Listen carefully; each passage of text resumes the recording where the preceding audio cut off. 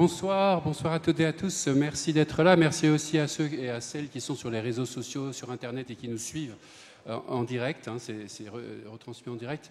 Ravi d'être là pour ce débat qui s'intitule Élection européenne, la victoire de l'extrême droite est-elle inéluctable? Alors on va vous mettre à l'aise tout de suite. On va dire que non. Comme ça, on va pouvoir en discuter. Et pour en discuter, je suis ravi d'accueillir Alain Policard. Bonjour, bonsoir. Bonjour, Fabrice. Sociologue à Sciences Po et notamment membre du CEVIPOF, qui est un centre de recherche de Sciences Po sur la politique. Et nous accueillons également Michel Vivorca. Bonjour Michel. Oui, bonjour, bonsoir à tous. Voilà, sociologue et directeur d'études à la HESS. Je suis Fabrice Rousselot, le directeur de la rédaction de The Conversation. On travaille avec les experts sur ce genre de sujet, donc on est ravis d'être là ce soir. Et du coup, on va commencer par une petite discussion et des éléments d'intervention. Moi, Michel, j'avais simplement envie de vous demander... il y a des choses très simples qu'on voit émerger depuis plusieurs années. C'est vrai qu'on a c'est plus qu'une impression, on a ce sentiment que l'extrême droite revient notamment dans plusieurs pays et se développe dans plusieurs pays. On l'a vu récemment au Portugal, mais aussi dans d'autres pays. On va parler, au-delà d'extrême droite, on va aussi parler de populisme un petit peu ce soir et d'essayer de comprendre ce qui se passe et pourquoi ça se passe. L'un des éléments centraux de ce soir, et peut-être qu'on peut commencer par là, moi je suis toujours étonné, notamment après avoir passé du temps à l'étranger, de revenir en France et de découvrir que tout d'un coup, la classe ouvrière ou populaire, etc., l'extrême droite lui parle plus que la gauche, alors que c'était traditionnellement évidemment un espace qui était dédié à la gauche. D'où ça vient, cette montée comme ça des populismes, et notamment de l'extrême droite? Et comment est-ce qu'on peut tout simplement, pas la dater, parce que ce serait un peu bête de dire ça, mais en tout cas, commencer à l'analyser dans les 30-40 dernières années et expliquer pourquoi on en est là? Michel. Oui. Bon, je me lance alors. C'est compliqué. Je vous le dis tout de suite, je vais le dire simplement, mais je vais vous parler de compliqué. Si vous regardez l'histoire de ce qui s'appelle aujourd'hui le Rassemblement national, ça commence avec autre chose que du populisme. C'est des fascistes. On peut le dire de façon plus développée, c'est des fascistes. C'est vraiment de l'extrême droite, c'est des anciens de l'OAS, c'est des nostalgiques du nazisme, c'est des collaborateurs. Enfin, c'est groupusculaire, c'est fasciste, c'est l'extrême droite. Et puis, arrivent les années 80, Jean-Marie Le Pen a une idée de génie, taper sur l'immigration, ce que ne faisaient pas spécialement avant ces groupuscules. Et à ce moment-là, je ne rentre pas dans le détail, mais ça monte. Et à ce moment-là, on passe de l'extrême droite à quelque chose qui devient du populisme. C'est-à-dire, il faut quand même... Alors, je suis obligé de faire des parenthèses dans les parenthèses. Le populisme, on n'a jamais su vraiment bien le définir. J'allais vous poser la question, comment se définit le populisme? Alors, je fais la parenthèse, et puis ensuite, je reviens à cette petite histoire. Si on veut quand même trouver un terrain commun d'entente pour parler du populisme, premièrement, on se réfère au peuple. Le peuple, ce n'est pas la classe ouvrière, ce n'est pas les paysans, c'est tout le monde. On ne sait pas trop si les patrons en font partie ou pas, mais ça dépend des jours. Bon, enfin, le peuple, c'est un ensemble un peu vague, premièrement. Deuxièmement, il vaut mieux qu'il y ait un leader charismatique. Troisièmement, il vaut mieux qu'il n'y ait rien entre le pouvoir et le peuple. Ne me parlez pas de médiation, ne parlez pas de députés, de représentants élus ici ou là. Non. C'est une relation directe entre le pouvoir, ou ceux qui aspirent au pouvoir, et le peuple. Le peuple, c'est les petits contre les gros. Alors le populisme, une fois qu'on a dit ça, ça peut être totalement contradictoire. Un jour cracher sur les intellectuels, un jour être très fier d'avoir trouvé un ou deux intellectuels, un jour être antisémite, le lendemain le contraire, etc. Le populisme n'est jamais embarrassé par ces contradictions. Alors, je pourrais continuer, mais vous voyez un peu de dont je parle. Alors, qu'est-ce qui se passe?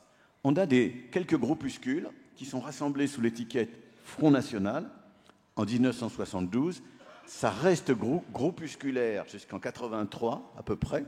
Et à ce moment-là, je ne rentre pas dans le détail, ça devient une force politique populiste, avec des attributs dont je viens de vous parler. Un leader charismatique, Jean-Marie Le Pen, l'idée qu'il ne faut quand même pas de médiation entre le peuple et le pouvoir, la référence au peuple, avec en plus très important, les populismes, on peut désigner une menace, les immigrés, enfin, et un discours qu'on peut appeler populiste. Et puis, les choses évoluent. Et puis, ces derniers temps, il y a quand même des drôles de choses qui arrivent. Marine Le Pen devient républicaine, dure, laïque, alors engagée. Elle dit que l'antisémitisme, c'est fini pour le Rassemblement national. Elle n'est pas spécialement charismatique. Il y a 80, je ne sais plus combien, 81, 83 députés, enfin, et très content d'être institutionnalisé. Et là, on passe à autre chose. C'est ça que je voudrais vous dire. C'est un mélange où il reste encore des traces de populisme, d'extrême droite, de respectabilité droitière simplement, de fascisme. C'est un mélange, mais on ne peut plus appeler ça populisme. C'était ça la remarque que je voulais faire. Donc vous voyez, ça commence sans le populisme. Il y a une grande étape populiste. Et je crois qu'aujourd'hui, on est déjà au-delà. Mais ça, je vais arrêter parce que sinon, ce serait trop long. Mais on est au-delà parce que le populisme, c'est un discours qui marche en général, en tout cas dans nos sociétés, quand on n'est pas au pouvoir. Quand on se rapproche du pouvoir, il se passe d'autres choses. Je vais faire réagir Alain Policard.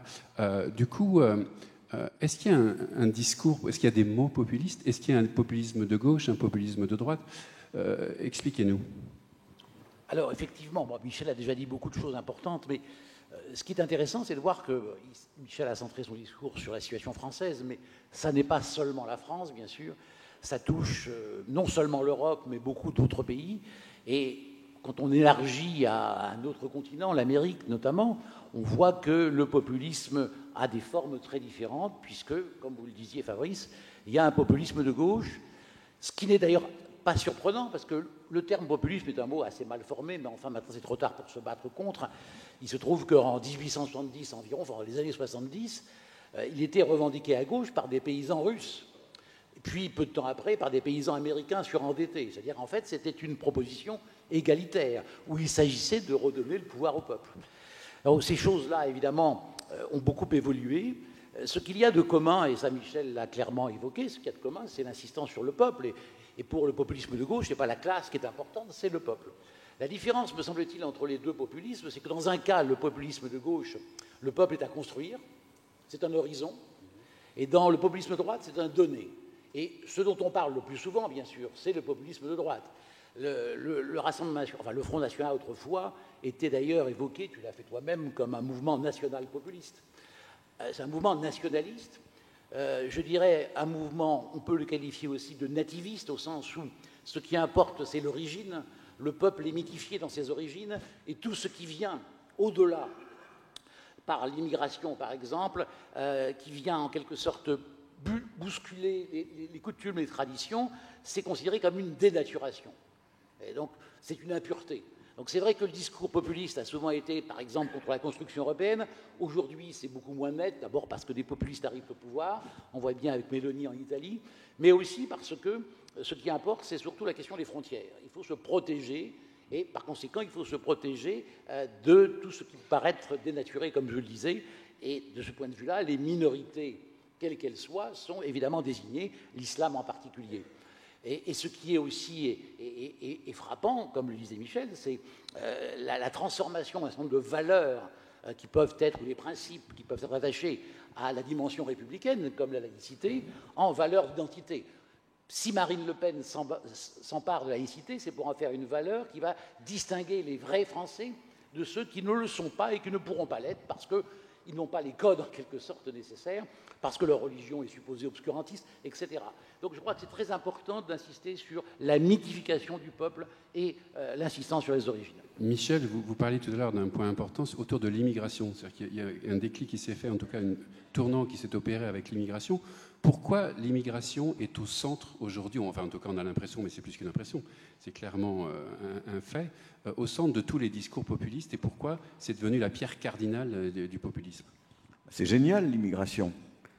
Le populisme, il aime bien que le peuple soit homogène, ou que la nation soit pure. Alors l'immigration, elle n'est pas tout à fait pure dans son discours. Donc c'est premièrement. Deuxièmement, l'immigration, c'est quelque chose qui vient du dehors. Or, comme vient de le dire Alain, le populisme, il aime bien qu'on respecte le cadre de l'État-nation, ou du pays dans lequel on est. Donc, c'est un deuxième point. Troisièmement, le populisme, dans ses versions nationalistes, il est soucieux d'ordre, de sécurité, il marche avec tout ça. L'immigration, chacun sait qu'il n'y a pas plus dangereux, etc. Et donc je pense qu'en se fixant sur l'immigration, ça touche sur une corde qui marche, et puis il ne faut pas oublier autre chose. C'est-à-dire qui est très compliqué, vous allez comprendre pourquoi. Il y a des enquêtes statistiques, enfin des sondages, de l'analyse électorale, qui montrent que ce national-populisme dont je parle pour la France, il est plus présent quand il n'y a pas beaucoup d'immigrés que quand il y en a beaucoup. C'est intéressant. Hein, qu'on vote moins Rassemblement national en Seine-Saint-Denis que dans certaines campagnes de France. Et donc ça mérite réflexion. Ça veut dire quoi, du coup?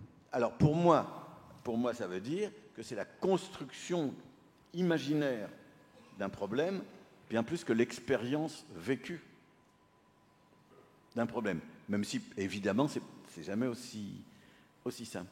Et si je peux ajouter une dernière petite remarque, parce qu'Alain a eu raison de distinguer gauche et droite, mais il y a aussi des populistes du centre.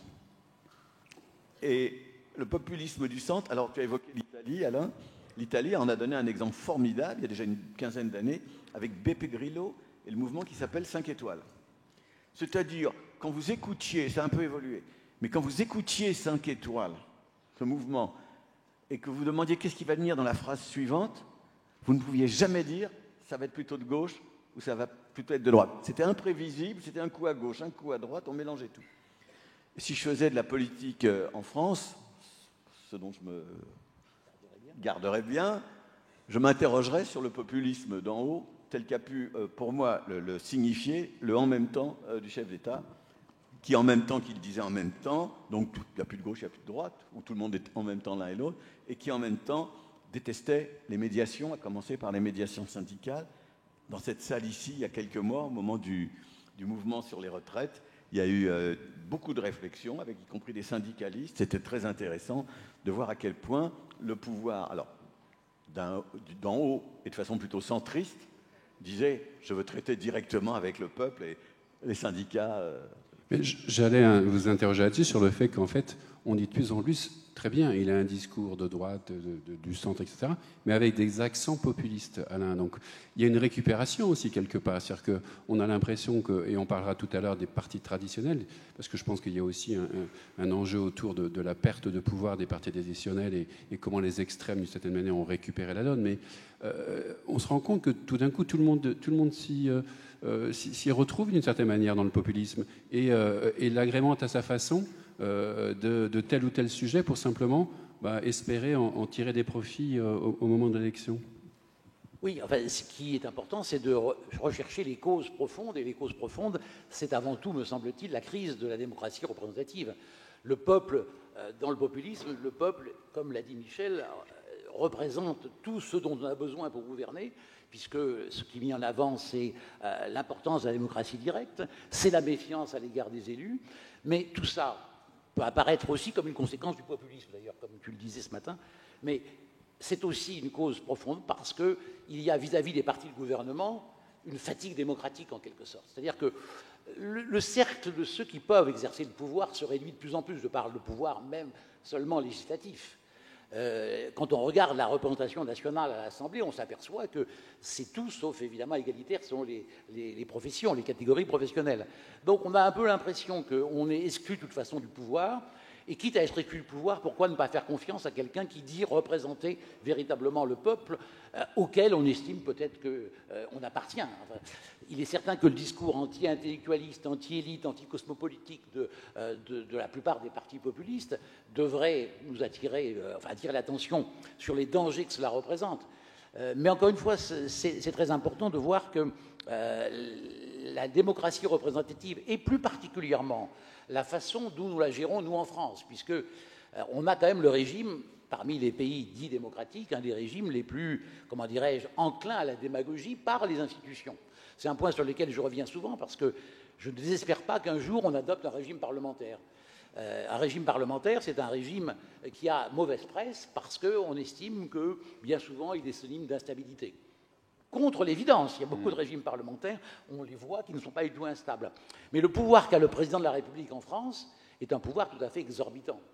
Et évidemment, dans un système comme celui-ci, la plupart des élus, et a fortiori au sommet de l'État, ont envie de se reproduire au pouvoir et par conséquent sont tentés de recourir à un discours démagogique, parce qu'au fond, démagogie, ça va aussi bien pour populisme. C'est un mot qu'on utilise d'ailleurs beaucoup avant. Alors, ce qui est important, et la différence, me semble-t-il, entre Macron et Marine Le Pen, tout de même, c'est que Macron, il se disait de gauche et de droite, alors que Marine Le Pen se dit ni de gauche ni de droite. C'est-à-dire que pour elle, le clivage droite-gauche, qui est un héritage révolutionnaire, est profondément remis en cause. Il y a encore une petite différence, mais c'est vrai qu'il a bien savonné la planche. Peut-être qu'on peut passer un peu de temps sur cette crise de la représentation qui est quand même centrale. On l'a vu notamment aux États-Unis, qui est un des exemples en fait, où de fait un populiste a été élu, alors que pour avoir été aux États-Unis à l'époque, personne n'y croyait. Le peuple, en tout cas dans une partie du peuple, ne se reconnaît plus dans les gens qui sont censés le représenter. Et donc comment on gère ça? Parce que de fait, on l'a vu, ça découle sur des formations traditionnelles qui d'un coup s'écroulent dans les scrutins et les différentes élections, et la montée des extrêmes. Comment on gère cette crise de la représentation, Michel, et comment on fait en sorte d'y répondre sans avoir à passer par des arguments populistes? Alors, je vais prendre une petite partie du dossier, mais ce serait plus clair que de faire une réponse trop générale. Je vais vous parler de la gauche, simplement, et de la gauche en France, en sachant qu'il faudrait réfléchir de la même manière pour la droite, et il faudrait réfléchir pour d'autres sociétés que la nôtre, donc la France. Si vous regardez comment s'est construite l'idée de gauche en France, c'est très intéressant. D'abord, ça s'est passé dans un amphithéâtre pendant la Révolution française. C'est là où l'idée de gauche et de droite est apparue. On est en 1789, et les députés, enfin les membres de l'Assemblée constituante, doivent répondre à la question: est-ce qu'on laisse un droit de veto au roi Louis XVI ou pas? Et les députés, enfin les gens qui sont là, se répartissent dans la salle, une partie à gauche contre le droit de veto pour le roi, et une partie à droite pour. Et donc, gauche, droite. Et donc, au début, ça n'est comme ça. Donc, c'est proprement politique, et c'est pas un parti ou quoi que ce soit. Et puis, pendant un siècle, là, je simplifie à l'extrême, l'idée de gauche a commencé à se constituer. Les premiers partis de gauche apparaissent assez tardivement. Les premières, d'ailleurs, vraies élections, et encore, c'est 1848. Et pendant un siècle, l'idée de gauche se construit autour de la promotion, de la défense de la République. Les gens de gauche veulent la République, et les gens qui sont contre eux veulent l'aristocratie, Bonaparte, autre chose, la Restauration, etc. Et donc, ça dure un siècle où il n'y a presque rien que ça. Et puis vers la fin de cette période, mais uniquement vers la fin de cette période, commence à apparaître le mouvement ouvrier. Et commence à apparaître l'idée que la gauche, c'est le mouvement ouvrier. Alors, pourquoi je dis tout ça? Si vous êtes vers 1900, vous avez un personnage politique qui incarne la synthèse de la République et du mouvement ouvrier, c'est Jean Jaurès. Donc il est adulé de gens qui connaissent bien la politique et qui se situent à gauche, parce qu'il fait la synthèse de l'idée républicaine et de la référence au mouvement ouvrier. L'idée républicaine, c'est toute la société, et le mouvement ouvrier, c'est un acteur. Et donc, on arrive maintenant à aujourd'hui. Donc vous avez cette idée, alors ça prend différentes formes, ça monte, ça descend, il se passe beaucoup de choses, je ne voudrais pas trop simplifier. Mais que se passe-t-il aujourd'hui? Le mouvement ouvrier, tel qu'on l'a connu il y a un siècle, c'est fini. Il y a encore des ouvriers, il y a encore des syndicats, mais il n'y a plus cette idée que les ouvriers, c'est le sel de la terre et que c'est eux qui doivent diriger toute la société. C'est fini. Donc, il n'y a plus le mouvement ouvrier, ce qui permet à Marine Le Pen de dire, moi, je parle au nom des ouvriers. Les oubliés, comme elle dit, les invisibles. Et puis, deuxièmement, l'idée républicaine, tout le monde est républicain en France. Peut-être Zemmour a-t-il quelques hésitations. Et Marion Maréchal aussi. Mais en dehors de ça, tout le monde est républicain. Alors, je dirais même la droite, qui est quand même l'héritière des anciens républicains, comment est-ce qu'elle s'appelle? Les républicains. C'est très impressionnant. Donc si tout le monde est républicain, ça ne peut plus être un thème de gauche. Alors après, on peut dire qu'il y a des variantes de gauche, des variantes de droite. Mais donc, ce que j'essaie de dire, il faudrait avoir une analyse plus élaborée, hein, je la présente vraiment dans son grand axe, c'est que ce qui a fait la gauche, sa colonne vertébrale, son sens, c'était la référence à la République, ça ne sert plus à rien, et c'était la référence au mouvement ouvrier, c'est plutôt derrière elle. Donc voilà ce qui arrive à la gauche. Alors la droite, il faudrait faire des raisonnements un peu de ce genre, je pense, mais montrer que la perte de sens, elle se joue comme ça. Et quand il n'y a plus de sens, eh bien, fleurissent les populismes. Mais du coup, s'il y a perte de sens et s'il y a perte de référence, qu'est-ce qu'on fait? Enfin, est-ce que le populisme est inéluctable d'une certaine manière? Enfin, il y a quand même d'autres moyens d'arriver à retrouver du sens en politique, et ne serait-ce qu'en termes même de représentation. Alors, je voudrais revenir, avant de répondre à votre question, revenir un petit peu sur cette question du républicanisme, parce que c'est vrai que le républicanisme, il faudrait savoir ce qu'on entend par là, mais c'est effectivement la possibilité d'universaliser des principes qui n'ont pas de couleur nationale, en quelque sorte. Or, ce qu'a décrit Michel, c'est la montée d'un national-républicanisme au sein duquel la nation est privilégiée, la sacralisation de la nation est privilégiée par rapport à l'amour des principes, en quelque sorte. Ce qu'on disait tout à l'heure pour la laïcité, c'est l'illustration de ce point de vue. Alors, que faire? Alors, on a essayé de diaboliser le Front National et on peut dire que c'est un échec total. Enfin, on pouvait penser que c'était une stratégie convenable. Ils ne sont pas fréquentables, donc on va les marginaliser. On voit bien que ça n'a pas marché.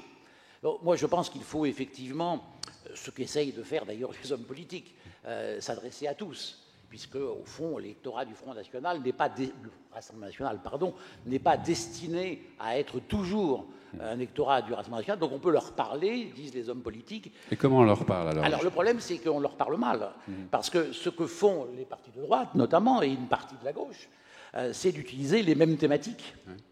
Et par conséquent, de donner encore plus de crédit et d'ampleur aux thèmes dits populistes. Ces thèmes populistes qu'on n'a pas, évidemment, qu'on n'a fait qu'effleurer, mais l'idée quand même du chef charismatique, qu'on voit bien quand même à gauche, hein, parce que Mélenchon essaye d'occuper quand même cette place de chef charismatique. Si je dis chef charismatique, c'est parce qu'il y a une dimension religieuse dans le populisme. On parle au peuple sans intermédiaire. On n'a pas besoin d'intermédiaire, on n'a qu'à recueillir la parole du peuple. Et moi, je suis capable, dit le leader populiste, de comprendre ce que veut le peuple. Et par conséquent, on rentre dans une démocratie, entre guillemets, illibérale. C'est un mauvais terme, parce qu'une démocratie ne peut être que libérale, au fond. Mais on rentre dans des régimes où le pouvoir est accaparé par un seul parti. Autrement dit, on rentre dans des régimes autoritaires, voire plus. Et le rejet fondamental du pluralisme. C'est-à-dire, ce qui fait la démocratie, c'est le pluralisme des idées. Et incontestablement, le populisme, c'est le rejet. Je crois que c'est vraiment le point fondamental, le rejet du pluralisme, parce que le parti populiste est supposé incarner la voix du peuple. Donc du coup, pour contrer le populisme, il faut, j'allais dire, changer le curseur, aller sur d'autres thèmes, aller sur des thèmes qui sont plus importants, qui sont plus profonds, et sortir un peu des thèmes caricaturaux qu'on voit prendre le devant de la scène, avec toujours les mêmes idées, l'immigration, ils viennent prendre vos emplois, etc., etc. Comment on fait ça? Comment on contourne cet obstacle-là? Alors là, je vais parler sous le contrôle d'Alain, parce qu'il publie dans les jours qui viennent un livre sur ce sujet. Une idée qu'on peut avoir, c'est OK, le mouvement ouvrier, c'est fini, il reste des syndicats puissants, importants, mais c'est plus ce que c'était. Donc, peut-être que pendant que le mouvement ouvrier sort par une porte, peut-être que des nouveaux acteurs entrent par une autre porte et qu'il faudrait trouver le nouveau sel de la terre, en quelque sorte, chez ces nouveaux acteurs. Et donc, certains pensent qu'on va répondre à la crise. Je me situe toujours dans mon exemple limité de la gauche. Mais là, je me situe aux États-Unis un quart de seconde.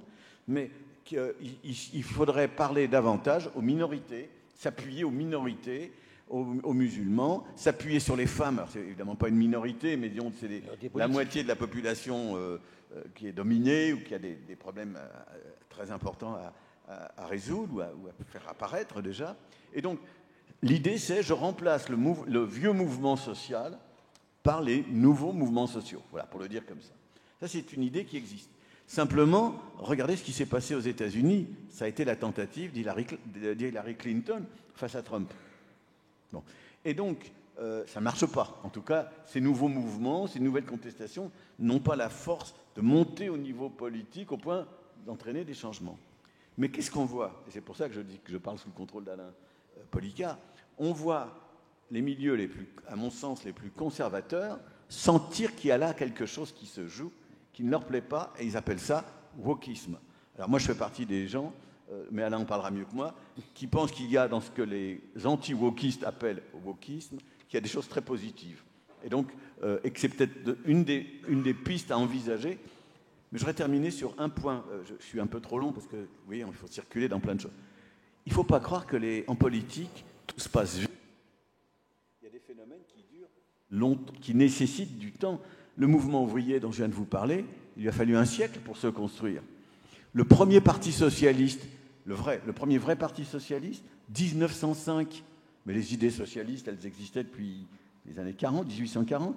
Et donc, je pense qu'il faut aussi accepter l'idée qu'on est dans ce creux, et donc dans ce moment populiste, mais qu'on peut quand même conserver l'espoir que des choses nouvelles apparaîtront. Alain, ces mouvements sociaux, justement, ces nouveaux mouvements sociaux, le wokisme, par exemple, ça peut être quelque chose qu'on peut utilement, j'allais dire, mettre au cœur du débat et s'en servir, en tout cas. Là, je crains de ne pas avoir assez de temps pour développer ce point, mais ce qui est important dans ce qu'a dit Michel, c'est qu'effectivement, la gauche s'intéresse aux droits des minorités. Or, le mot d'ordre aujourd'hui, c'est de protéger la majorité contre la tyrannie des minorités. Je prendrai l'exemple du journal de Michel Onfray, qui s'appelle, hélas, Front Populaire, dont un des numéros était consacré à la tyrannie des minorités. Parmi les minorités tyranniques, il y avait par exemple ce qu'il appelle le transgenrisme. C'est vrai, c'est très menaçant, le transgenrisme.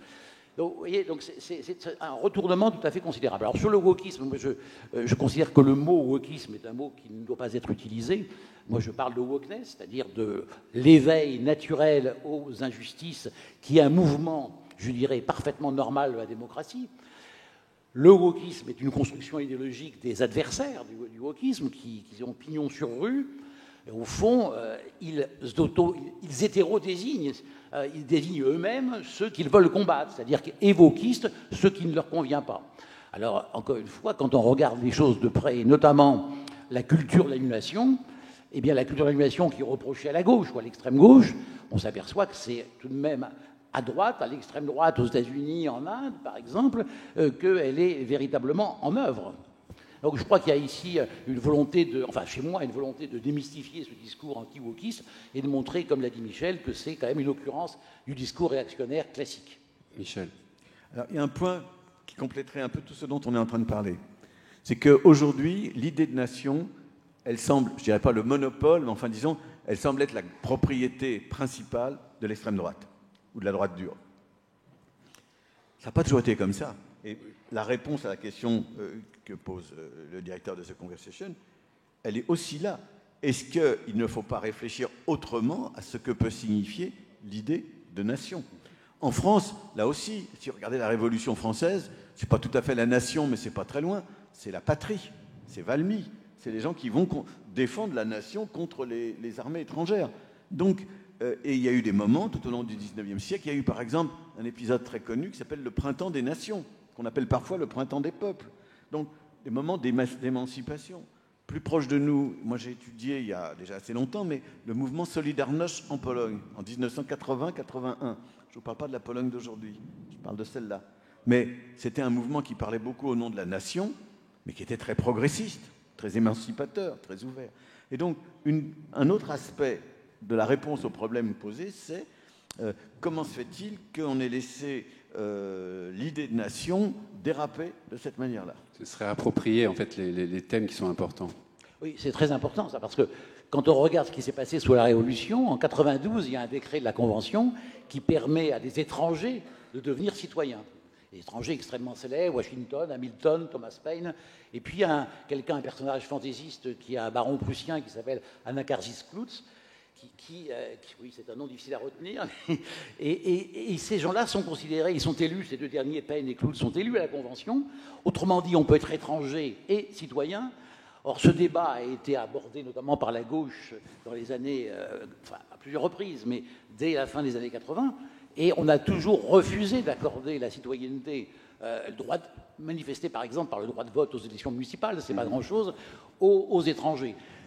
En 93, donc un an après qu'on obtient pour les étrangers la citoyenneté, en 93, Robespierre monte à la tribune et distille le discours d'hostilité à l'égard étranger. On passe du cosmopolitisme révolutionnaire en 92 à la xénophobie révolutionnaire en très peu de temps, et Cloots s'est guillotiné. Et Paine ne doit la vie qu'à Thermidor. Donc, si vous voulez, il y a quand même un balancement. La nation de l'époque était une nation qui était effectivement, pendant au moins un temps, ouverte à l'étranger. Ce n'est pas la nation d'aujourd'hui.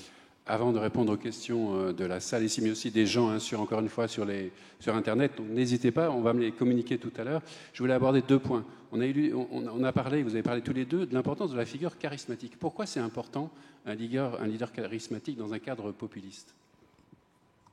Parce que pour incarner la parole pure du peuple, il faut quelqu'un qui apparaissent comme ayant des pouvoirs du style religieux, si vous voulez. Le chef charismatique, c'est avant tout quelqu'un qui a un style prophétique et qui semble effectivement destiné à dire ce que le peuple souhaite.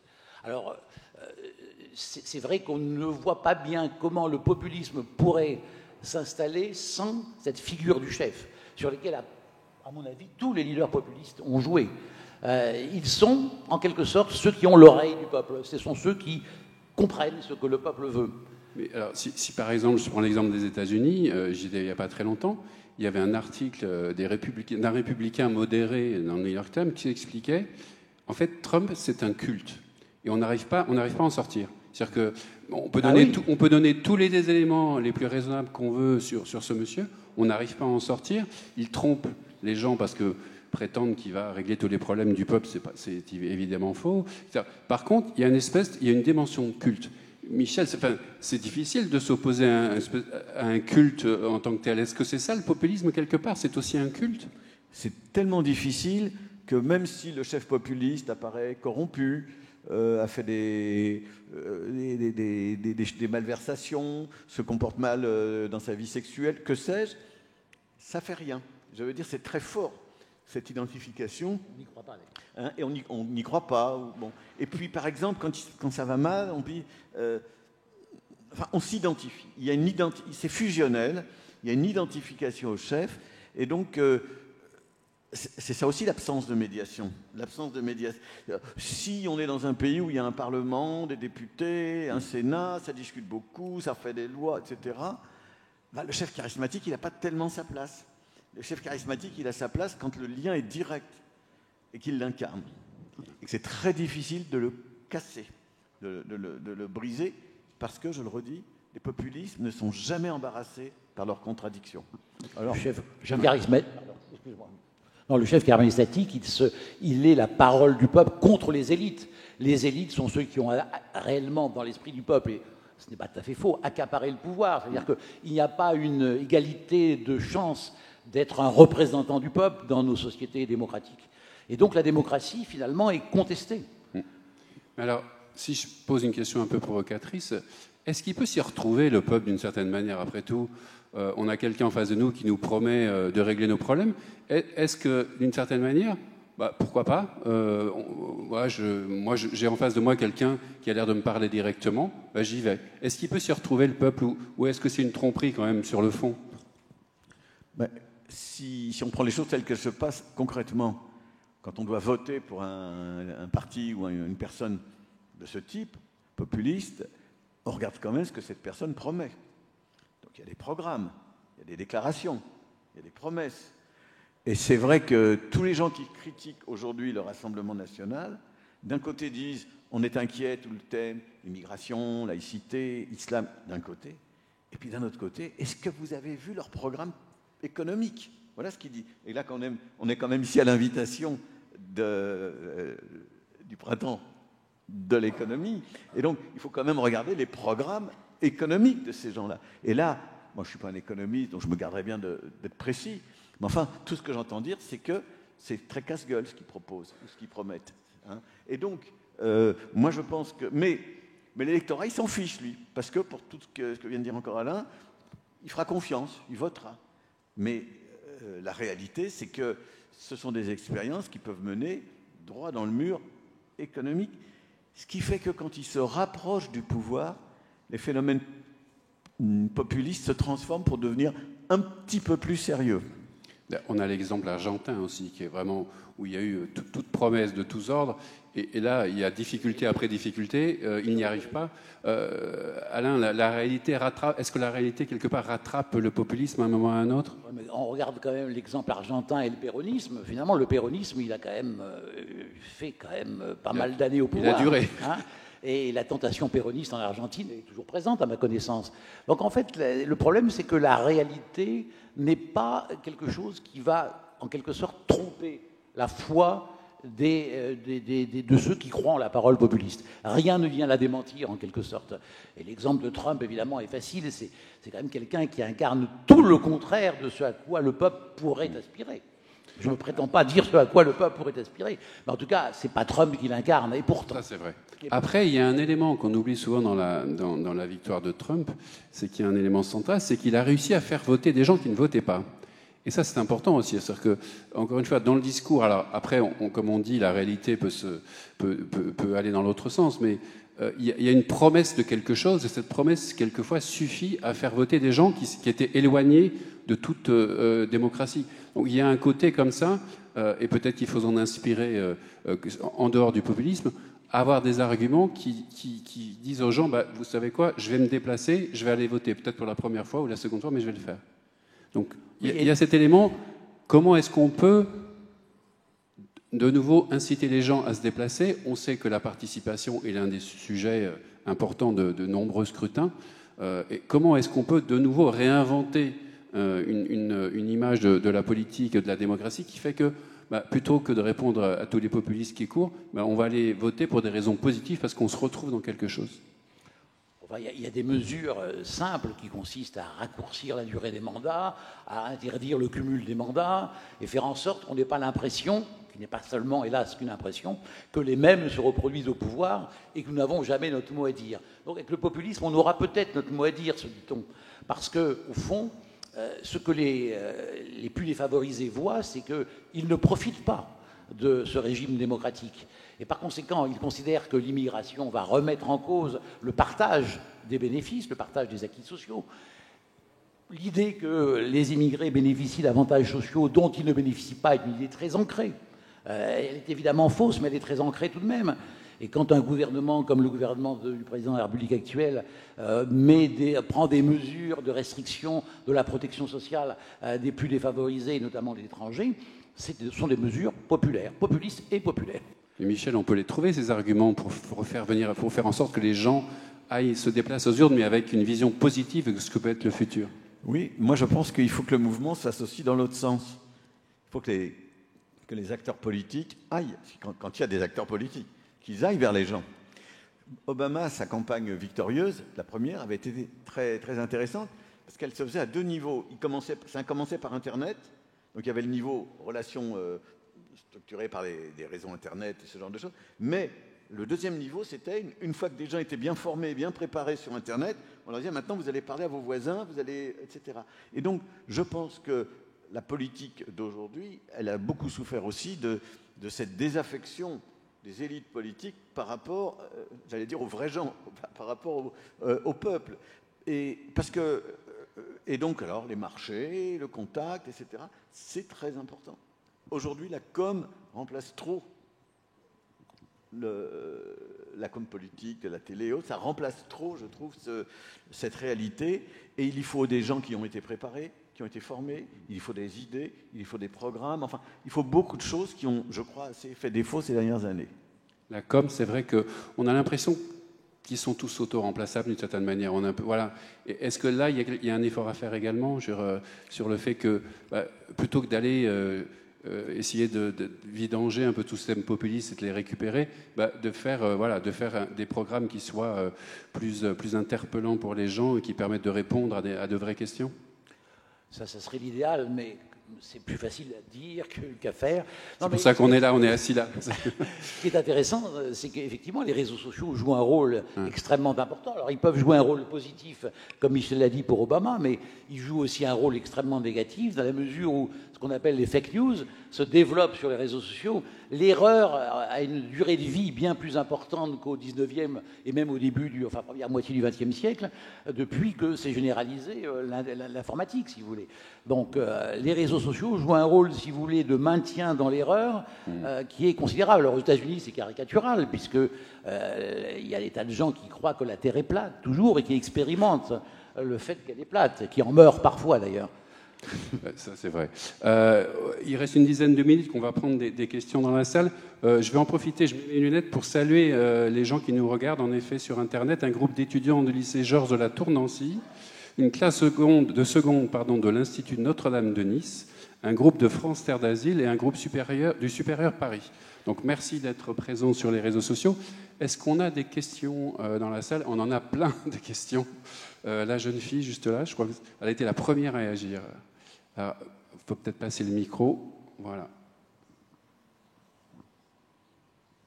Si vous pouviez simplement vous présenter et poser votre question. Merci.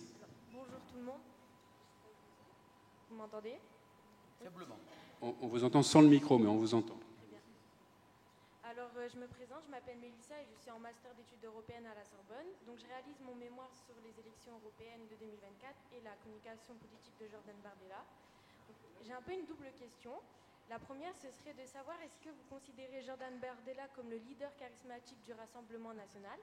Et la deuxième question, vous avez commencé à aborder donc, la thématique des réseaux sociaux aujourd'hui.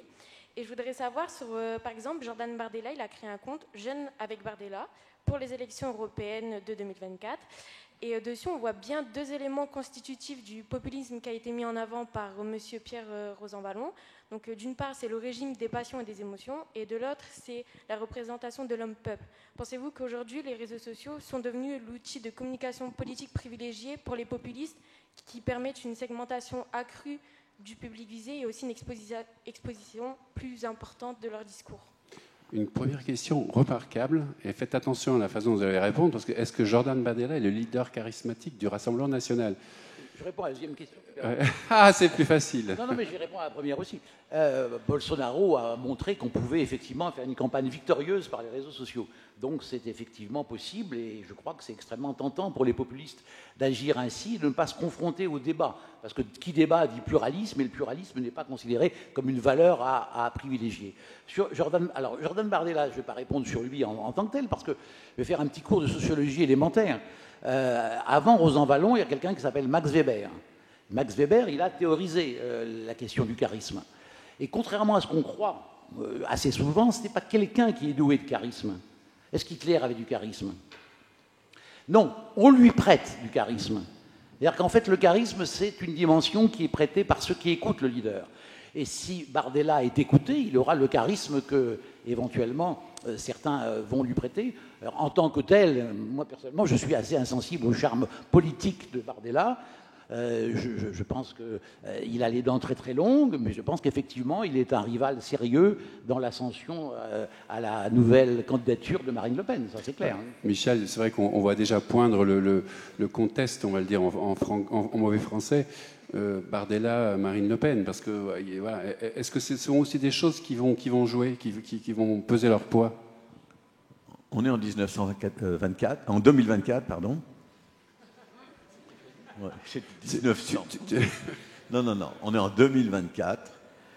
Je pense que pour les élections européennes, il va très bien s'en sortir. C'est en tout cas ce qu'indiquent les sondages jour après jour. Oui. Mais je ne suis pas du tout certain que l'évolution des 3 prochaines années soit la confirmation de ce qu'on observe jusqu'ici. Je trouve que ça commence à craquer un petit peu ici et là, je trouve. Alors, je peux me tromper complètement, c'est peut-être wishful thinking, mais je ne suis pas certain qu'il soit capable justement d'incarner cette liaison avec le peuple lepéniste, disons, et je pense que ça va devenir plus difficile pour lui. Voilà s'il s'agit de Bardella. Sur les réseaux sociaux, les réseaux sociaux, si vous voulez, au début, on a dit c'est merveilleux, ça va aider les contestataires, regardez le mouvement, les printemps arabes, regardez en Espagne, les indignés, aux États-Unis, Occupy Wall Street. Enfin, et ça l'a fait un petit peu quand même. Et ça a eu cet effet-là. Et puis ensuite, on s'est mis à dire, oh là là, c'est la catastrophe, les gens sont dans des silos, ils ne parlent qu'entre eux, donc ils ne discutent plus d'un réseau à un autre. Donc bon, oui, mais ça peut évoluer, ça peut changer. Rien n'est figé. Et vous savez, en ce moment, il y a quand même des gros efforts pour réguler tout ça, pour essayer de faire en sorte que les choses se passent autrement. C'est pas un univers statique, donc ça peut encore beaucoup évoluer. Et donc je continue à penser qu'il ne faut pas être uniquement dans une vision négative des réseaux sociaux. Ce serait ça, mais avec beaucoup de prudence. Vous savez, comme vous l'avez vu, c'est déjà difficile d'expliquer ce qui se passe. Alors prévoir ce qui va se passer... J'ai une question qui vient justement de l'Internet. Bonjour, vous n'avez pas évoqué la situation économique en Europe comme facteur favorable à l'émergence de l'extrême droite, pardon. parce qu'il n'est pas déterminant, point d'interrogation.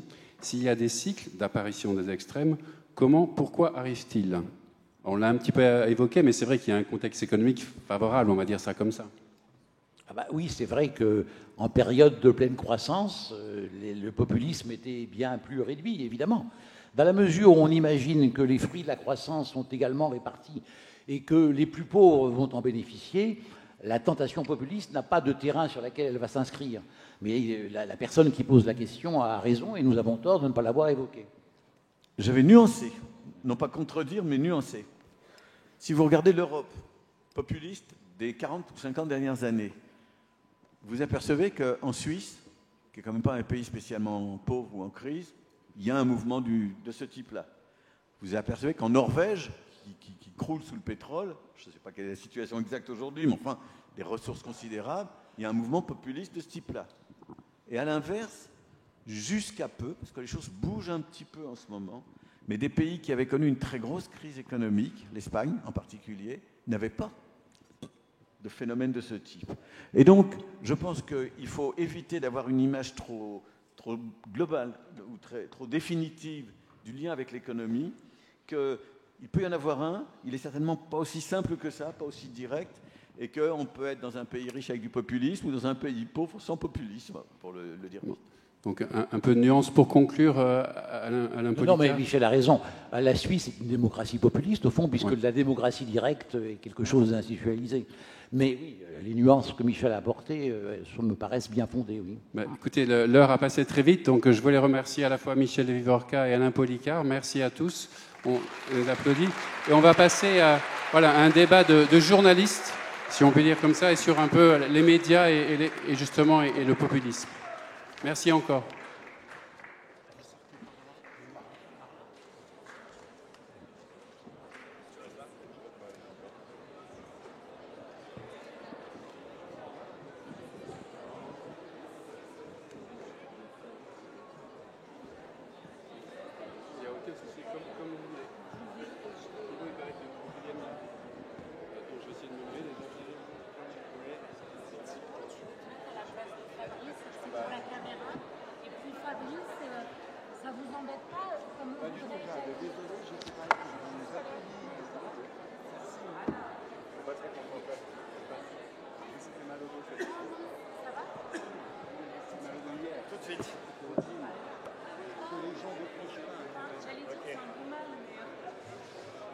Bien, bonjour à toutes et à tous.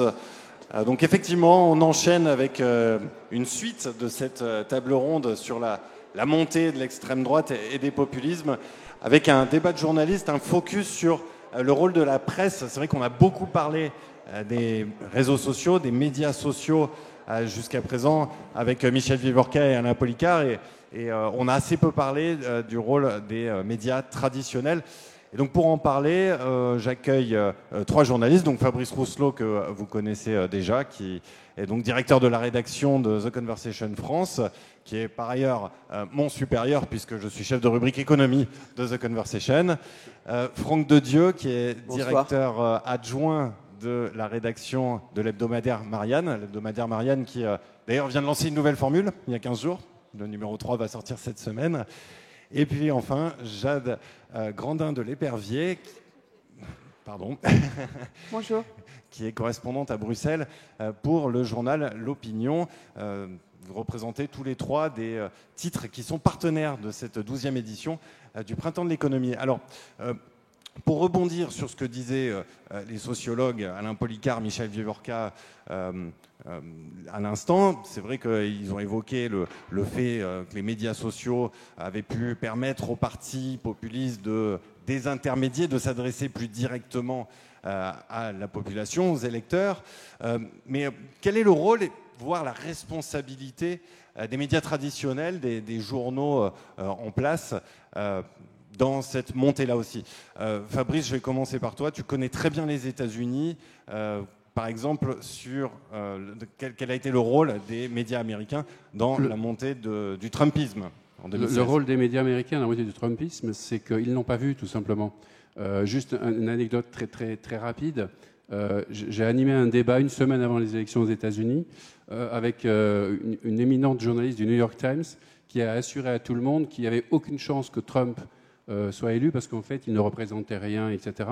Et quand je lui ai posé la question, mais vous êtes allé un peu en dehors de New York, elle admettait qu'en fait, ce qui l'intéressait, c'était New York, et que New York était un peu le centre du monde, et que c'est ce qui permettrait d'être une espèce de mur contre Trump.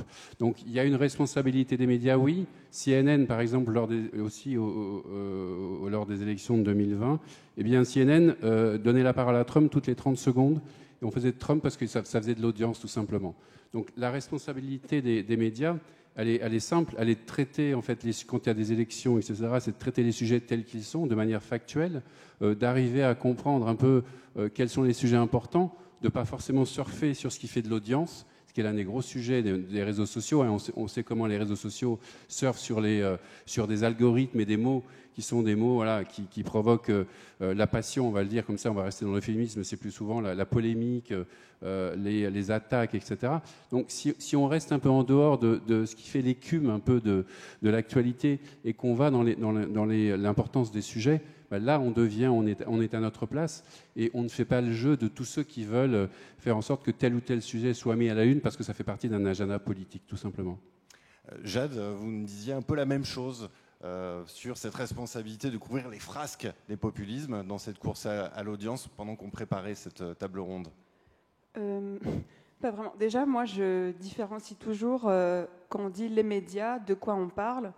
Très souvent, les gens me demandent « Ah, vous, les médias, vous avez telle responsabilité, telle responsabilité ?» Je leur dis « De quels médias tu parles ?» Et les gens répondent souvent « La télé ou même Facebook maintenant. » Enfin, bon, on est ici avec plein de jeunes, donc c'est même plus Facebook. Même si je dis TikTok, si ça se trouve, ça sera encore trop vieux.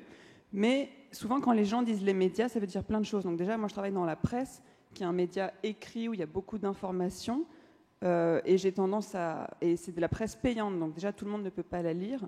Quand on dit la responsabilité des médias, souvent on entend les médias qui vont de plus en plus vite comme la télé.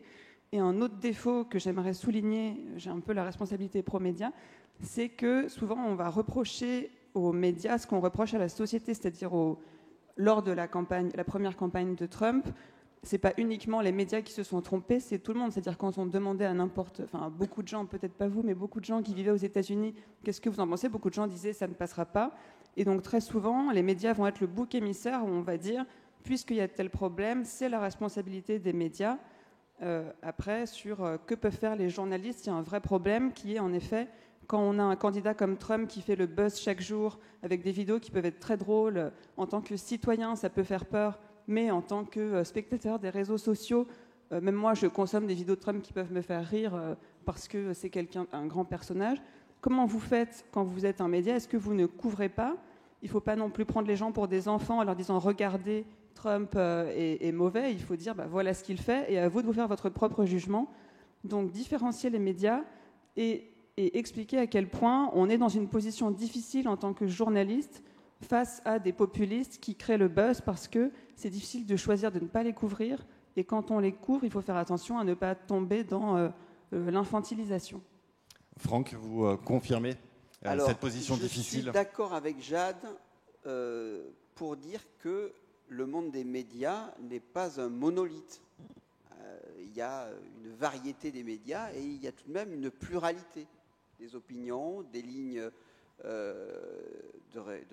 des rédactions. En revanche, là où je vais un peu me différencier de Jade, c'est qu'il y a tout de même une sociologie des journalistes. Et cette sociologie des journalistes, on a fait un numéro spécial, nous, à Marianne, où on a vu que c'est une sociologie qui est plutôt issue d'un milieu favorisé, ayant fait des études, plutôt issue des grandes métropoles. Et je ne peux pas m'empêcher de faire un parallèle avec l'utilisation du terme populiste. Parce que c'était lors du débat précédent, et aujourd'hui, ici et maintenant aussi, vous avez l'intitulé de cette conférence qui est « La victoire annoncée de l'extrême droite européenne ». Et les intervenants précédents ont parlé de populisme. Et je crois que, et c'est en ce sens que je vais répondre à cette question sur la responsabilité ou non des journalistes, c'est que le mot populiste contient en lui une forme de polarisation. J'ai envie de vous dire, l'utilisation du mot populisme fait le jeu des populistes. En ce sens qu'il contient, quand je dis une polarisation, il y a le « eux », les méchants, ceux qui n'ont pas fait d'études, qui sont influençables, et nous. Nous, vous êtes lycéens, mais vous allez faire des études brillantes. On est du bon côté. Et donc, ce terme-là, alors qu'il est quand même différent du terme extrême droite européenne, qui pour le coup contient en elle un vrai terme idéologique. Le mot populiste, rappelez-vous, il y a encore aujourd'hui, je crois, un prix du roman populiste. Eugène Dabé reçoit pour ce roman L'Hôtel du Nord avec Arletty qui dit atmosphère, c'est très populaire. Vous avez Jean-Paul Sartre pour Le Mur qui reçoit le prix du roman populiste. Vous avez Jules Romain pour Les Hommes de bonne volonté. Et donc je crois que le terme populiste est un mauvais terme parce qu'il polarise et il porte en lui une forme de mépris social. Ils se trompent, ils votent mal, ils sont influençables, ils ne sont pas assez intelligents. Je pense que la question devrait être de savoir d'abord de définir ce qu'est l'extrême droite européenne. Je ne vais pas y revenir, ça a été fait, assez bien fait, lors du débat précédent. Donc, je voulais simplement dire, pour ne pas être trop long, que les médias, il y a une variété des opinions, des lignes éditoriales, mais il y a, c'est vrai, une forme, je dirais, de couleur sociologique unicolore qui finalement crée une distanciation entre les lecteurs qui se sentent finalement, où on leur dit « vous ne parlez pas de ce que l'on ressent », et les journalistes qui ont essayé d'attaquer, enfin je dirais, de combattre l'extrême droite justement, mais avec des arguments qui touchent à eux contre nous, le bien contre le mal, autrement dit, à des considérations morales. Lors du précédent débat, il y a une question qui venait d'un jeune auditeur qui disait « mais vous n'avez pas parlé de l'économie ». Autrement dit, c'était « vous n'avez pas décrit ce qu'est un populiste, vous n'avez pas décrit l'histoire des populistes, vous n'avez pas répondu à la question « mais pourquoi ? Pourquoi cela ?» Et donc, je pense que nous, on a fait une sur l'imposture sociale du RN, où on a passé au peigne fin le discours économique du RN, et on s'est aperçu qu'ils avaient, par exemple, voté contre le SMIC. Alors, pour un parti qui se dit populaire, ouvrier, etc., moi, il faut m'expliquer. En revanche, ils ont voté pour la surtaxe soit des grandes entreprises ou des banquiers, où là, on est véritablement on articule quelque chose autour de ce qu'est véritablement le populisme. Donc, voilà ce que je voulais dire par rapport à la responsabilité des médias. Alors, en parallèle de cette montée du populisme, il y a aussi une perte d'audience des médias traditionnels, notamment liée à la concurrence des médias sociaux, mais également il y a beaucoup d'autres causes. Est-ce que ça veut dire que finalement les médias traditionnels ne savent plus identifier les bons sujets? Est-ce que le lien est si évident que ça, Fabrice? C'est pas si évident que ça. Je rejoins pas mal des choses qui ont été dites, notamment sur le manque de représentativité des médias, qui rejoint un peu aussi le manque de représentation des politiques d'une certaine manière. Et c'est vrai qu'il y a quelque chose à réinventer. Les médias, terme générique, je l'entends. Après, la difficulté aujourd'hui, c'est les usages, tout simplement, parce que suivant à qui on s'adresse, on a des usages complètement différents de l'information. Parlons de l'information. Après, moi je dis toujours, à un moment ou à un autre, on va lire l'info sur la paume de sa main. Ça arrivera un jour. Je m'en fous un peu de savoir où vous allez lire l'information. Ce qui m'intéresse, c'est ce qui est à l'intérieur, c'est le contenu. Et donc c'est ça la responsabilité des médias au sens générique. C'est quel contenu on met en avant, pour quel usage, et qu'est-ce qu'on choisit de traiter. Et c'est vrai qu'il y a un déficit sur ces sujets-là. Il y a une frange de la population qui estime qu'on ne lui parle pas, qui ne se retrouve pas dans la presse, avec ce décalage presse trop parisienne, etc. C'est pas pour rien, par exemple, qu'on se rend compte que par rapport à la défiance des médias en général, il y a une énorme défiance, il y a une vraie confiance avec la presse locale. C'est super intéressant, ça, la confiance avec Pourquoi il y a une confiance avec la presse locale? Il y a une confiance avec la presse locale parce que quand je vais voir les pompiers, au bal des pompiers, j'ai un journaliste local qui est là, je le vois, il est devant moi, il me parle, il me demande quels sont mes problèmes, etc. Donc il y a des moyens, de recréer ce lien. Aujourd'hui, il y a une crise des médias comme il y a une crise, encore une fois, de la politique, mais c'est en partie aussi, on pourrait y passer des heures, de ce qu'a été l'évolution des médias sur 20-30 ans avec l'Internet, etc. Le fait qu'on s'est tous mis à faire la même chose, qu'on s'est tous mis à copier les uns les autres, que en fait, personne ne s'y retrouvait. L'information, aujourd'hui, au sens brut, elle a quasiment, pratiquement plus aucune valeur, ce que je regrette. Mais l'information, la grosse information, en 12 secondes, et quelquefois en 1 seconde et demie, elle est déjà partagée sur Google. Donc la question, c'est comment, en tant que média, et chaque média de façon singulière et individuelle, comment on fait les choix, comment on arrive finalement à proposer de la réflexion aussi. Je trouve que la une de Marianne, que j'ai lu, je n'achète pas Marianne, en tout cas, voilà, mais je le regarde. Et j'ai acheté ce numéro-là parce que ça m'intéressait.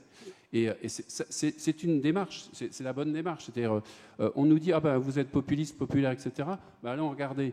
Si on fait la même chose avec Trump, si on fait le bilan des 4 années de Trump, ça n'a pas beaucoup servi le peuple. Donc, il y a des façons, tout simplement, de traiter l'information qui permettent, encore une fois, d'être à la place où on doit être et de répondre à certains des défis de la politique d'aujourd'hui et de ces mouvements d'aujourd'hui. Alors justement, nous on le voit à The Conversation, quand on fait des études d'électorat, il y a une vraie demande pour de l'explication, de la réflexion, de la pédagogie. Or, peut-être c'est une nuance à apporter par rapport à ce que tu disais sur la presse locale. Quand on est dans des médias nationaux, les sujets sont parfois complexes. Je pense aux sujets européens, les élections européennes qui arrivent. Jade, vous qui êtes correspondante à Bruxelles, comment est-ce qu'on fait pour expliquer aux lecteurs des sujets complexes? La thématique de cette année, c'est l'Union européenne. Les sujets européens, ils sont complexes par définition.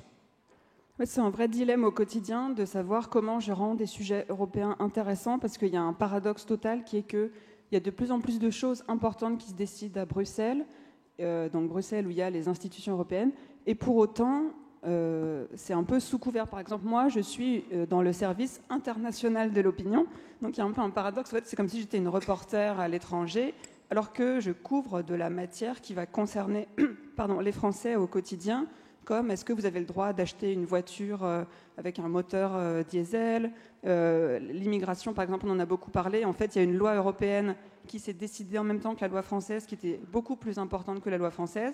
Mais tout ça, c'est compliqué de le faire savoir. Donc, comment je fais par exemple, il y a un dilemme sur est-ce que moi, mon travail en tant que Française à Bruxelles, c'est de dire, quel est le regard français sur l'actualité européenne? Oui, mais dans ce cas, ça sert à quoi de couvrir les sujets européens si je ne me départis pas de cette vision française, surtout si je viens avec mon prisme français? Donc il y a des approches différentes qui pourraient dire, non, essaye de donner le point de vue des autres pays européens, mais est-ce que les lecteurs vont être intéressés parce que je leur dis, en France, on débat du nucléaire, regardez, en Scandinavie, vous avez des écolos qui sont pro-nucléaires. Donc en fait, c'est en permanence un arbitrage entre comment j'attaque les sujets. Est-ce que, par exemple, je prends que le prisme politique, parce que vous avez beaucoup de batailles politiques au niveau européen, donc vous pouvez raconter des guéguerres entre les partis. Est-ce que je raconte les guéguerres ou est-ce que je dis, non, c'est pas mon travail, je dois raconter la technicité des sujets? Donc au quotidien, je me dis, qu'est-ce qui est intéressant pour un lecteur français? Qu'est-ce qu'il veut savoir? Quelle histoire je peux lui raconter? Et juste pour revenir sur votre question précédente sur comment on recrée ce lien avec le lecteur, alors qu'on voit bien qu'en effet, la presse a un peu perdu ce lien parce que les différentes générations ont perdu l'habitude de lire. Nous, ce qu'on fait à l'opinion, c'est qu'on accepte de mettre en avant des signatures, c'est-à-dire la personnalité des journalistes. On ne dit pas il n'y a que l'opinion et donc vous ne savez pas trop qui est derrière. On dit chaque journaliste de l'opinion, on va le mettre en avant. Par exemple, moi je suis ici, je ne suis pas directrice de la rédaction, mais pourtant je peux m'exprimer en parlant de l'opinion. Et on va chacun avoir par exemple des comptes Twitter où sur nos comptes Twitter, on va essayer de raconter nos articles, de nouer un lien avec le lecteur. Et c'est comme ça que ça donne une vision un peu plus humaine, où vous avez beaucoup de gens qui vont, par exemple, pas lire un seul média, mais ils vont dire j'aime bien tel journaliste dans tel média, tel journaliste dans tel autre. Et nous, on dit on va prendre cette vague et on va accepter que les journalistes créent leur propre marque. Et même pour un journaliste, c'est assez intéressant parce que ça vous donne une liberté qui est très agréable Et c'est un peu prendre ce pli de les influenceurs qui personnifient. Les journalistes aussi peuvent montrer que c'est des vraies personnes et essayer de nouer un lien de confiance avec le lecteur. Franck, comment est-ce qu'on travaille sur ce lien de confiance à Marianne? Et pour revenir à l'Europe, comment est-ce que vous travaillez sur ces sujets européens?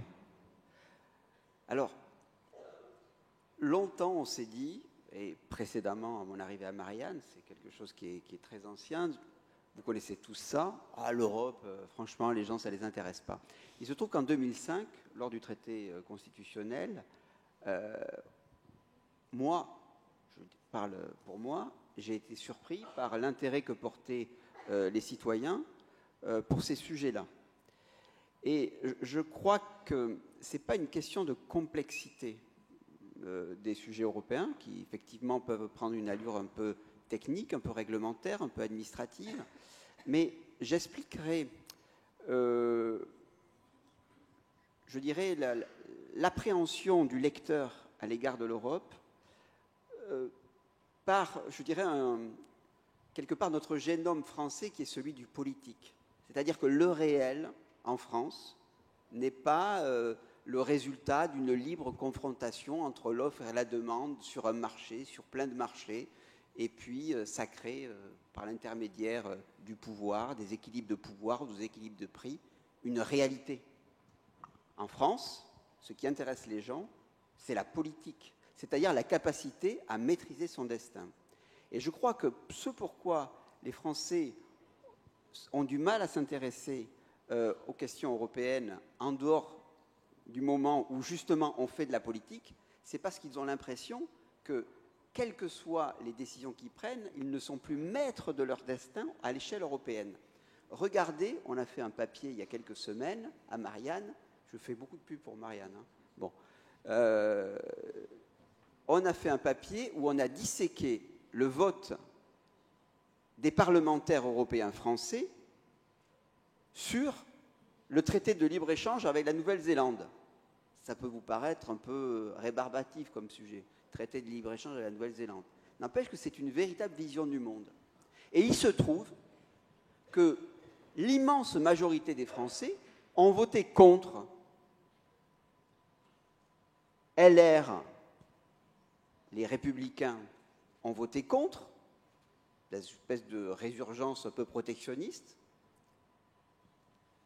Les socialistes ont voté contre, alors que leur groupe sociodémocrate avait tous voté pour. Les Verts ont voté contre, ils étaient ultra minoritaires au sein de leur groupe européen. Et il n'y a que les macronistes, enfin Renew, qui ont voté pour, je dirais, en conformité avec leur groupe. Autrement dit, il y a chez les Français, et ça dépasse le cadre politique des orientations politiques et partisanes des uns et des autres, il y a chez les Français la volonté de contrarier le libre jeu, l'Europe, si vous voulez, des marchés. Il y a l'idée que l'Europe doit être une Europe puissante. Et lorsque les Français s'aperçoivent que malgré leur représentation, quelque chose comme 60 à 70% des députés français européens ont voté contre l'accord de libre-échange avec la Nouvelle-Zélande. Et pourtant, cet accord est passé. Alors vous allez me dire, Thibault, c'est tout à fait normal. C'est la démocratie à l'échelle post-nationale, c'est-à-dire européenne. Effectivement. Mais il se trouve que les Français ont en eux l'idée que le réel doit être politique. Ils sont souverains, ils sont maîtres de leur destin.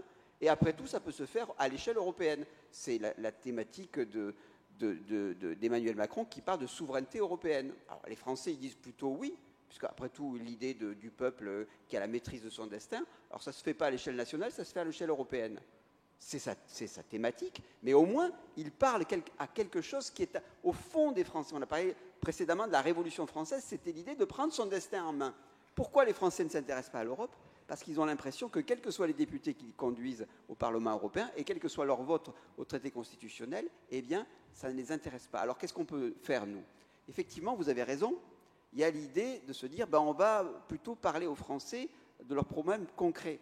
Mais le danger de cela, enfin, ce n'est pas un danger, pardon, c'est que ce qui peut émaner de ça, c'est une forme de cohabitation entre un grand micro-trottoir pseudo-démocratique et des conceptions très macroéconomiques, macro-politiques. La difficulté pour nous journalistes, ça sera d'articuler ce micro-trottoir et ce macro-politique. Ça, c'est difficile. Je ne sais pas si on y arrive, moi, Marianne, on essaye. Mais je pense que le lecteur pourra se dire, ah ben tiens, ça, il y a une articulation entre l'infra et le supra. Voilà, c'est un peu le défi que nous, on essaye de relever. Bon, je sais pas si on y Fabrice, arrive, effectivement, est-ce que c'est une spécificité française, ce lien très fort à la politique? Nous aussi, on va faire un peu de pub pour The Conversation. C'est un réseau mondial. Tu étais à Bruxelles pour parler de ces questions-là il n'y a pas longtemps. Comment est-ce que tu nous situes par rapport à nos voisins et même par rapport au reste du monde, aux autres éditions de The Conversation? C'est vrai en partie. Après, moi, je trouve que l'une des difficultés de l'Europe, c'est qu'on ne sait pas expliquer les enjeux européens. Et il y a des gros enjeux européens. On sait les expliquer dans l'opinion. Oui, alors peut-être que chacun va y trouver son compte, ça certainement, mais non, on ne sait pas les expliquer parce que ça fait 25 ans qu'on essaie ou 30 ans et on a toujours les mêmes difficultés. Et donc la question c'est, est-ce que c'est une spécificité française? Est-ce que par exemple, oui, parce qu'on n'a pas ce contrôle politique entre guillemets sur ce qui se passe? J'aurais tendance à dire oui et non. Je pense que surtout qu'on ne sait pas les expliquer parce que, et il faut être honnête, l'Europe est aussi quelque chose, une construction en devenir, qui est loin d'être idéale, sur lequel il y a plein aussi de zones d'ombre, où il y a des difficultés. Et si on n'explique pas ça, on n'arrive pas à expliquer le reste. C'est-à-dire aujourd'hui, de prétendre qu'il y a une Europe de la défense, de prétendre qu'il y a une Europe... c'est pas vrai. En même temps, il y a des efforts qui sont faits.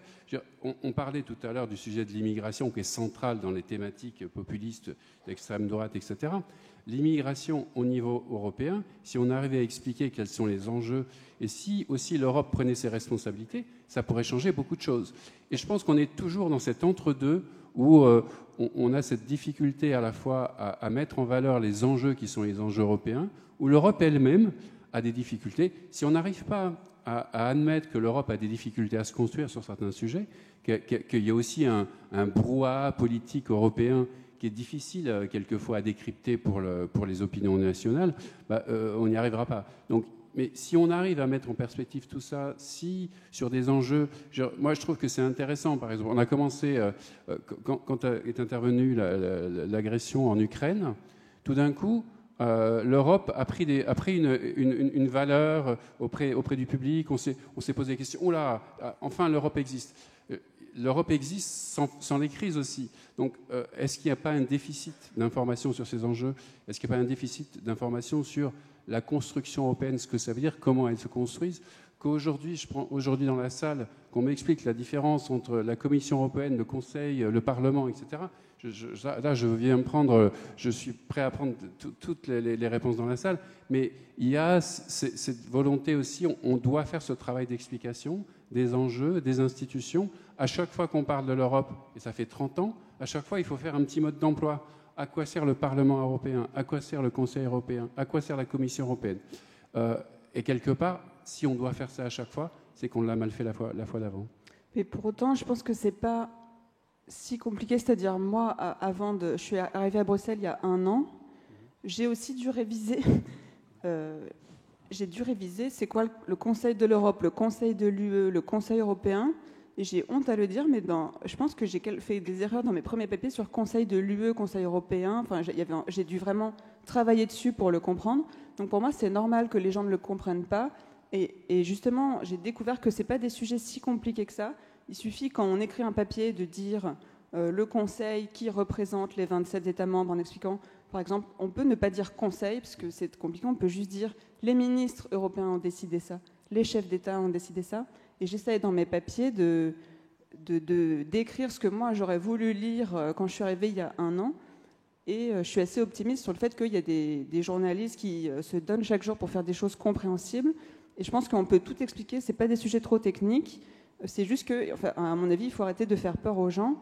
Et de plus en plus ces temps-ci, avec la campagne des européennes, même s'il y a plein de polémiques sur... bon, je ne sais pas si vous avez vu, il y avait une polémique sur les méga-camions où, du jour au lendemain, il y avait Hugo Clément, oui, je crois que c'est ça, sur France Inter, qui disait des méga-camions vont déferler sur les routes de France, des milliers de méga-camions, etc. Et nous, les correspondants à Bruxelles, on disait, mais qu'est-ce que c'est que cette histoire? Qu'est-ce qu'il raconte Hugo Clément? Et en fait, c'était une information qui avait été déformée, amplifiée. Il n'y a pas du tout de méga-camions qui vont déferler sur les routes. Donc j'ai fait un article pour l'expliquer. Et pour moi, ce n'est pas négatif qu'il y ait eu cette polémique méga-camion. Ça veut dire que petit à petit, on s'empare de plus en plus des sujets européens. Même si en route, il y a des grosses approximations, au moins, c'est des sujets qui deviennent du quotidien. Et là, cette campagne des élections européennes, même si on voit qu'il y a le Rassemblement national qui est à 30% des intentions de vote, donc il y a cette crainte de la montée de l'extrême droite, c'est aussi une campagne où les sujets sont très concrets, c'est-à-dire la crise agricole, le transport, les voitures diesel, l'immigration, l'énergie. Et on se rend compte que tous les sujets du quotidien, les vaccins, tous ces sujets sont européens. Donc je suis assez optimiste sur le fait qu'il y a une prise de conscience un peu collective à laquelle on participe.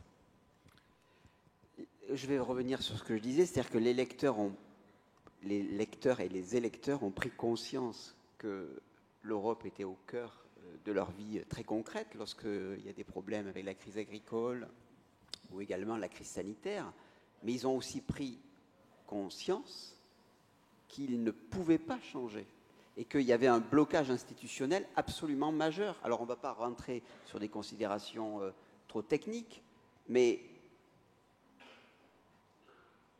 la probabilité d'être d'accord tous les quatre, est-ce que vous savez de combien elle est? Il y en a qui font des maths là parmi vous? La probabilité d'être d'accord à 4, elle est sur 1 sur 2 exposant 4. C'est-à-dire 16, c'est ça, non?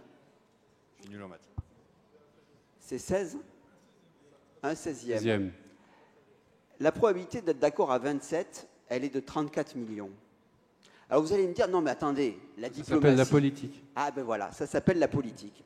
Mais on s'est passé de une chance sur 16 à une chance sur 32, à une chance sur 64, à une chance sur 128, mais on ne s'est pas passé avec l'unanimité requise à une chance sur 34 millions. On ne sait pas.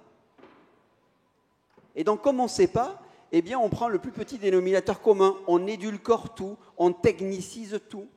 Et au fil du temps, on crée une Europe qui n'est pas une Europe puissance, qui considère que, par exemple, on va faire les vaccins, mais en gros, les vaccins, c'est tout simplement une grosse centrale d'achat, ni plus ni moins. Il ne faut pas... L'Europe de la sanitaire n'a pas existé. Et l'Europe bancaire, n'en parlons pas. Et donc, tous ces sujets pris un à un, les lecteurs, évidemment, qui ne font peut-être pas le calcul sur 1 sur 2 exposant 4 par rapport à 1 sur 2 exposant 27, mais en revanche, ils ont bien pris, je dirais, ils sentent qu'il y a quelque chose qui ne va pas, qu'il y a un blocage institutionnel. Alors, après, la question, c'est de savoir, est-ce que vous voulez renoncer à l'unanimité? Est-ce qu'on ne veut pas renoncer à l'unanimité? Et comment on fait? Est-ce qu'on change les traités ou pas? Mais pour changer les traités, il faut l'unanimité. Donc, si vous voulez, il y a un moment donné où les électeurs, quand bien même ils sont favorables à l'Union européenne, ils voient derrière cette institution une somme de blocages. Et ils se disent, la souveraineté nationale, on nous dit qu'il faut la dépasser, on est plus efficace à plusieurs, mais la souveraineté européenne n'existe pas, et elle n'existera pas à partir du moment où il faut l'unanimité pour changer les traités. Et donc, c'est absolument décourageant, pour les lecteurs comme pour les électeurs. Dernière question avant de prendre les questions de la salle et également de ceux qui nous suivent sur YouTube en direct. Vous êtes tous les trois face à un public relativement jeune. On sait que les jeunes ont tendance à déserter les médias traditionnels pour se concentrer sur les médias sociaux. Qu'est-ce que vous auriez envie de dire à ce public pour les convaincre de lire de nouveau ces titres que vous représentez aujourd'hui, Fabrice? Moi, je ne vais pas faire autant de pub que mes camarades pour mon propre petite. Moi, ce que je veux dire aux jeunes, c'est assez simple. c'est que, encore une fois, on l'a dit tout à l'heure, et les usages changent énormément, ça change tous les 5 ans, etc. On va essayer de suivre, c'est un peu compliqué. Par contre, encore une fois, c'est le contenu qui est important, et surtout, la source. Aujourd'hui, la source de l'information est aussi importante que l'information elle-même. Donc, oui, allez lire le Conversation, parce que là, du coup, c'est des experts. Allez, je fais ma pub. Mais non, vraiment, je le répète à chaque fois que j'interviens devant des jeunes, les réseaux sociaux, pourquoi pas, etc. Mais essayez de sourcer toujours l'information, parce que s'il n'y a pas de source, il n'y a pas d'information. Voilà. Surtout à l'heure de ChatGPT. Jade, même question. J'hésite entre plusieurs manières de répondre à la question. Parce que j'avais envie de dire, si vous voulez briller dans les dîners, lisez l'opinion. Mais blague à part, non, si vous voulez... C'est un argument auquel je n'aurais pas pensé. Si vous voulez avoir votre bac, briller dans les dîners, draguer votre target, faire taire votre oncle ou votre beau-père qui raconte n'importe quoi. Draguer tout court aussi, peut-être, non ? Draguer tout court. Lisez l'opinion ou juste un journal... de qualité, en gros, essayez d'aller voir plein de journaux, voyez celui qui vous plaît, et regardez sur Twitter, suivez des comptes de journalistes, et petit à petit, vous allez bien aimer certains journalistes et d'autres. Ils ne seront pas du tout de la même, de même endroit dans le spectre des différents médias, mais petit à petit, essayez de suivre pas que des influenceurs, mais aussi des journalistes qui parlent de leur travail au quotidien, qui écrivent des articles, et comme ça, vous arriverez à vous forger une opinion qui vous donnera une colonne vertébrale intellectuelle et épatera vos proches. Alors là, on est dans le cas d'une chance sur 16, puisqu'on est tous d'accord là-dessus, et je partage l'avis de mes confrères. J'ajouterai autre chose, c'est que quand vous avez un journal, un site internet qui est très riche comme The Conversation, ou un magazine comme Marianne, vous avez la certitude que vous allez être surpris. Vous avez un bouquet de sujets auxquels vos réseaux sociaux, vos fréquentations ne vous amèneraient pas. Voilà, vous feuilletez l'opinion, vous naviguez sur The Conversation, vous feuilletez Marianne, et vous trouverez forcément des sujets qui viennent à vous, et ce n'est pas vous qui venez à eux. Ce n'est pas un détail, ça. Ça veut dire que quelque part, apprendre à passer contre soi-même, ou je dirais se conforter dans son argumentation, est quelque chose d'extrêmement utile.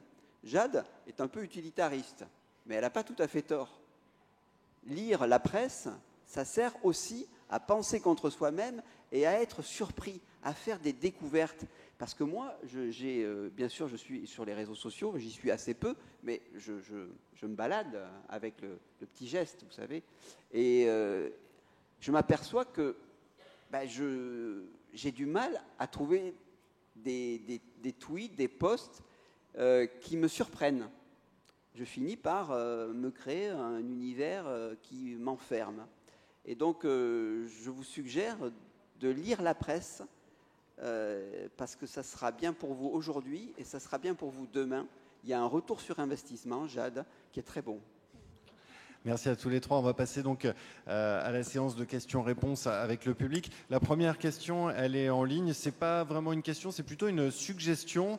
On nous dit, pour mieux travailler, mieux articuler le local, le macro, le micro, il faut recourir davantage aux statistiques et aux statisticiens. Qu'est-ce que vous en pensez ? Moi, je donne directement la parole à mon voisin parce qu'apparemment, c'est sa spécialité. Non, en tout cas, de façon plus sérieuse, je pense que les chiffres, etc., on n'a pas parlé du tout du fait de la désinformation et du fait que ça fait aussi partie, évidemment, des outils à utiliser. À The Conversation, on ne fait pas de désinformation, on ne fait pas de débunkage ou en tant que tel, mais on répond par des faits.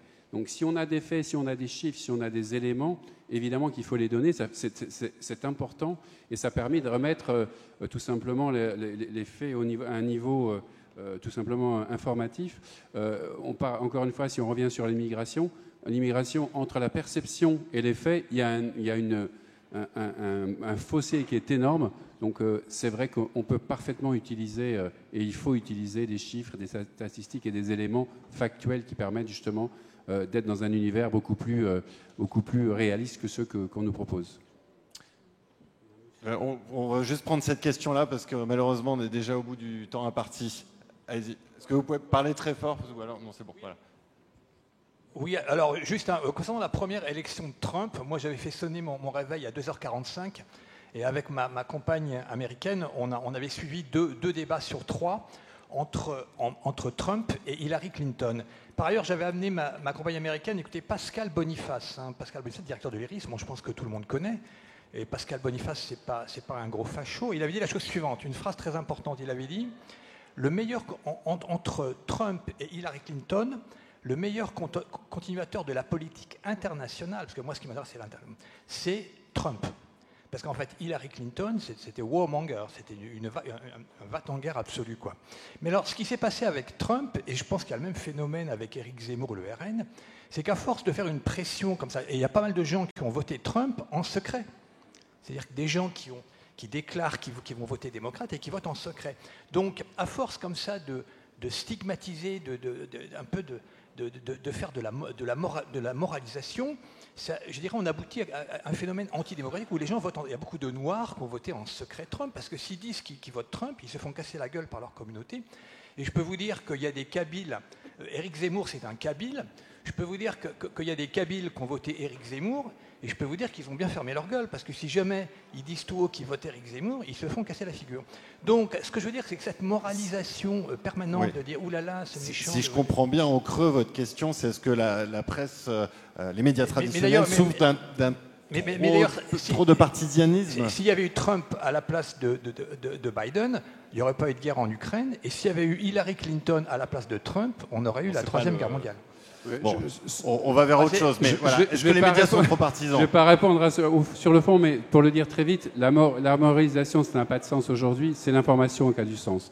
Si on combat Trump, et si on veut combattre Trump, il faut le combattre avec l'information, et là, il y a énormément d'éléments. Je crois que malheureusement, ce sera le mot de la fin, parce qu'on arrive au bout, donc merci à toutes et à tous. Merci.